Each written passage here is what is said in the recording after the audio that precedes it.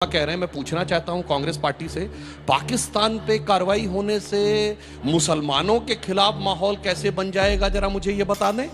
इसका मतलब भारत के मुसलमानों को पाकिस्तान से कौन जोड़ रहा है? कांग्रेस की सरकार हमेशा आतंकवादी को बचाते आई है, ऐसा क्यों कह रहे हैं? इस वीडियो को पूरा देखो। साजिश कितनी गहरी थी मैं इसका प्रमाण देता हूं। अभी शहीद तुकाराम ओमले की बात कही गई, आप लोगों को शायद न पता हो, ये जितने मारने वाले आए थे सब लाल रंग का कलावा बांध के आए थे। और उसके बाद कांग्रेस यहां बोल रही थी 26/11 आरएसएस कॉन्स्पिरेसी। अगर तुकाराम ओमले जी ने अपना बलिदान देकर कसाब को जिंदा नहीं पकड़ा होता तो क्या पता है साजिश कितनी गहरी थी। आप सोच सकते हैं, इन लोगों की सरकार ने साबित कर दिया होता कि ये तो आरएसएस का किया धरा था, इसको हिंदू आतंकवाद के ऊपर चेप दिया होता। कांग्रेस का छोटा नेता हो या बड़ा नेता, सबका सोच एक ही तरह काम करता है। कांग्रेस का सबसे बड़ा नेता राहुल गांधी कभी हिंदू को चोर बताता है, कभी हिंदू को हिंसक बताता है।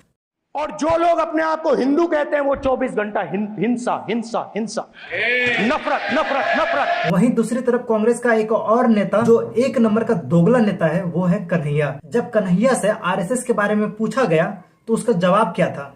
मोदी जी संघी हैं और जा करके ना शपथ लेते होंगे जब करते होंगे आरएसएस तब। तो आप संघी इस तरीके से क्यों बोल रहे हो जैसे वो गाली हो? संघी है मतलब है, क्या मतलब होता है कन्हैया? गाली है, जिसने गांधी को गोली मारी वो गाली है, वो आतंकवादी। मतलब आरएसएस के जो मेंबर्स हैं उनको आप गाली दे रहे हो? आतंकवादी है, आतंकवादी है। आरएसएस को आतंकवादी बताया, आरएसएस के जो भी मेंबर हैं उसको आतंकवाद बताया। और दूसरी तरफ जो असल में आतंकवाद था, जिसको मोदी जी अभी अमेरिका से हाल ही में अमेरिका से गिरफ्तार करवा के भारत लेकर आया है, आतंकवादी का नाम है तैमूर राणा। तैमूर राणा वही है जो 26/11 का अटैक हुआ था, जिसमें सैकड़ों लोगों का जान चला गया था, बहुत से तो घायल हो गया था। हर तरफ गोली का आवाज, हर तरफ बम फटते रहता था। ताज होटल में अटैक, बगल के हॉस्पिटल में अटैक, बगल के होटल में अटैक, बगल के गली में अटैक। ये अटैक आतंकवादियों ने किया था, पाकिस्तान के आतंकवादी। भारत का शहर मुंबई, नवंबर 2008। आग की लपटें अपना घिनौना खेल खेल रही थीं शहर के सबसे मशहूर और आलीशान ताजमहल होटल में। अफवाह ये थी कि इन सिलसिलेवार कमांडो स्टाइल हमलों के पीछे करीब 60 आतंकवादी थे।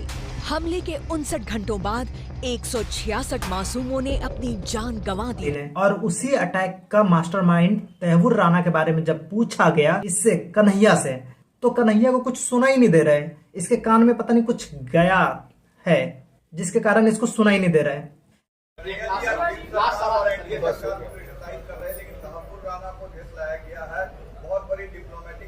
किसको लाया गया है? 26/11 के जो टेरर अटैक के। अच्छा, मुझे आप पूछे तो हमको लगा कि 15 लाख रुपया खाते में आ गया। आप इसकी बात कर रहे हैं, कमाल है। लेकिन नहीं, अमित शाह कह रहे हैं। अमित शाह को लाज लगता है?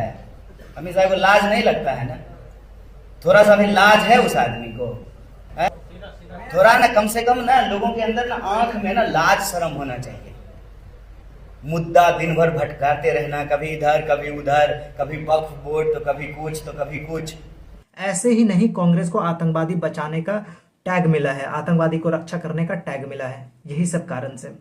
और 100 बातों की बात, 2014 से पहले सीमा पे फायरिंग की बहुत घटनाएं होती थी पाकिस्तान कर। अब सुनाई पड़ती है कहीं? नहीं सुनाई पड़ती ना। क्यों? इनकी सरकार की तरफ से स्टैंडिंग इंस्ट्रक्शन था कि उधर से जब फायरिंग होगी तो वो लोग क्या मजाक उड़ाते थे, अरे हमें परमिशन लेने की जरूरत नहीं है, और यहां से था फायरिंग हो तो व्हाइट फ्लैग दिखाना है। हमारी सरकार बनी, बीएसएफ कंट्रोल करती है, होम मिनिस्ट्री के अंडर में आती है। वहां से आया रिस्पांस कि साहब फायरिंग हो रही है, तो कहा साहब हमें तो स्टैंडिंग ऑर्डर ये है कि व्हाइट फ्लैग दिखाना है। तो यहां होम मिनिस्ट्री से जवाब गया, अब ये मोदी की सरकार है, व्हाइट फ्लैग नहीं दिखाना है, अगर फायरिंग हो रही है तो 4 गुना फायरिंग करके दिखाना है।